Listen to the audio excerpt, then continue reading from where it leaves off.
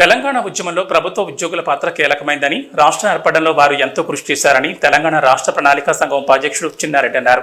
హైదరాబాద్ నాంపల్లి తెలుగు యూనివర్సిటీలో తెలంగాణ ప్రభుత్వ pensioners association ఆధ్వర్యంలో గచ్చిబౌలి గోపన్నపల్లి ఇండ్ల స్థలాల సమస్యపై నిర్వహించిన సదస్సులో తెలంగాణ జనసమితి అధ్యక్షుడు ప్రొఫెసర్ కోదండరాం, టీఎన్జీఓ అధ్యక్షుడు మారం జగదీష్, కార్యదర్శి ముజీబ్ హుస్సేన్తో కలిసి చిన్నారెడ్డి పాల్గొన్నారు. ప్రభుత్వ పెన్షనర్స్ అసోసియేషన్ అధ్యక్షుడు కనకం కొమరెల్లి అధ్యక్షతన జరిగిన సదస్సులో చిన్నారెడ్డి మాట్లాడుతూ, గతంలో ఉమ్మడి రాష్ట్రంలో పాలకులు ఇచ్చిన భూములను 2014లో కేసీఆర్ ప్రభుత్వం అధికారంలోకి వచ్చిన వెంటనే లాక్కోవడం దుర్మార్గమని మండిపడ్డారు. గత 10 ఏళ్లుగా ఈ సమస్యపై ఎవరితో చెప్పుకోలేక దిక్కుతోచని పరిస్థితులు ఉన్నారని, కాంగ్రెస్ ప్రభుత్వం అధికారంలోకి వచ్చాక వారికి ధైర్యం వచ్చిందన్నారు. ఇటీవల రెవెన్యూ శాఖ మంత్రి పొంగులేటి శ్రీనివాసరెడ్డిని పెన్షనర్లు కలిసినప్పుడు ఆయన న్యాయం చేస్తామని హామీ ఇచ్చినట్లు తెలిపారు. ప్రభుత్వం నిర్ణయం చేసి మా కోరిన ప్రభుత్వం రావాలని మా ఇంట్రెస్ట్ మేము కూడా అనిపిస్తే కూడా ఆఫీసులో మీటింగ్ పెట్టుకుని ఖచ్చితంగా ప్రభుత్వం తీసుకున్నాం. మరి అక్కడ ఉన్నది ఒకటే సార్, ఈ ప్రభుత్వం 142 ఎకరాలు ఏదైతే ఉందో అది అఫీషియల్ గా 18 కోట్లు డెవలప్.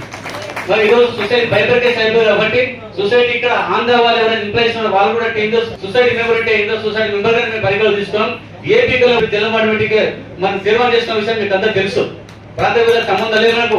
ఎవరైతే బైబర్కేస్ తీసుకున్నాం, మరి కాంగ్రెస్ ప్రభుత్వం వచ్చిన తర్వాత పెద్దలు చెప్తున్నాం గోదావరి తెలుసు అన్ని మనకి కొద్దిగా సొసైటీ మీద ఇబ్బందులు పెడతా ఉన్నారు. మన మెంబర్స్ రానుల వాళ్ళు మెంబర్స్ సంబంధం లేదు, రకరకాల పిటిషన్లు పెడతా ఉన్నారు. ఆ పిటిషన్లు కూడా తట్టుకోవడానికి నీతి నిజాలు కాబట్టి ఏ పిటిషన్ సిద్ధం ఉన్నాం.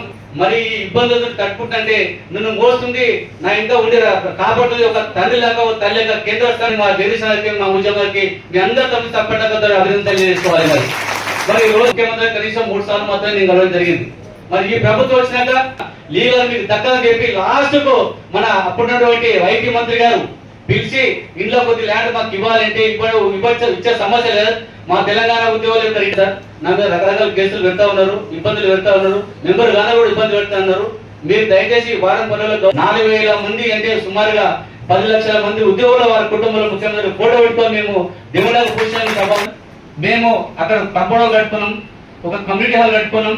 ఆ కమ్యూనిటీ హాల్ కొనుగోలు ప్రయత్నం చేయాలి. ఆలోచించండి, మనందరూ ఒక్కొక్క రూపాయి డబ్బులు కలెక్ట్ చేసిన డబ్బులేవి వాళ్ళు ఏపీకి బైబర్కేస్ అయిపోయిన సార్ మీ పైసలు మీ పైసలు కాలం చేయలేకుండా తప్ప అని ఒక్క రూపాయలకి వాడలేదు. ప్రతి సంవత్సరం ఆడిట్ అవుతుంది, ఆడిట్ లో క్లియరెన్స్ మనకు ఉంది కాబట్టి అది ఎప్పుడు చెప్తారు సార్. మన రాష్ట్రం విడిపోయిన తర్వాత భవన్ అమ్ముకోపోయి సార్ మేము రోడ్డుగా పడ్డాము.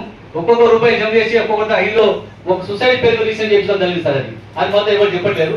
దయచేసి ఒక సొసైటీ